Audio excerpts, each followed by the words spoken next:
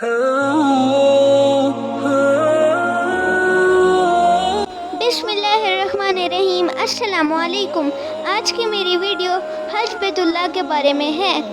Video शुरू होने से पहले मेरी आप सबसे गुजारिश है कि वीडियो को आखिर तक देखिए, और जो इस चैनल पे नए आए हैं उनसे भी गुजारिश है कि चैनल को ज़रूर सब्सक्राइब करें। तो आइए चलते हैं अपने मौजू की तरफ। कुरान पाक में अल्लाह ताला ने साहिब इस्तिताअत मुसलमानों के लिए हज से मुतल्लिक अहकामात और हिदायत इरशाद फरमाए हैं। हज की ताकीद के बारे में रसूलुल्लाह सल्लल्लाहु अलैहि वसल्लम ने इरशाद फरमाया, जिसके पास सफ़र का तोशा और सवारी हो जो उसे बैतुल्लाह तक पहुंचा सकती है, फिर भी वो हज ना करे तो उसका यहूदी होकर मरना या नसरानी होकर मरना बराबर है। यूँ हर साहिब इस्तिताअत आकिल बालिग आज़ाद मुसलमान पर ज़िंदगी में एक हज करना फ़र्ज़ है, और अहादीस मुबारका में ऐसे अफराद के लिए हज करने की ताकीद और ना करने पर सख्त वईद है। अगर कोई मुसलमान हज की फ़र्ज़ियत से ही इनकार करता है तो वो इस्लाम से खारिज है।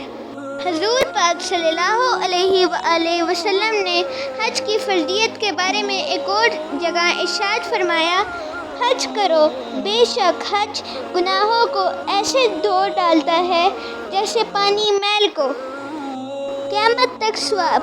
रसूलुल्लाह सल्लल्लाहु अलैहि वसल्लम ने इरशाद फरमाया, जो शख्स हज के इरादा से चला फिर रास्ते में फौत हो गया, उसके लिए क़यामत के दिन तक हज करने वाले का अजर लिखा जाएगा।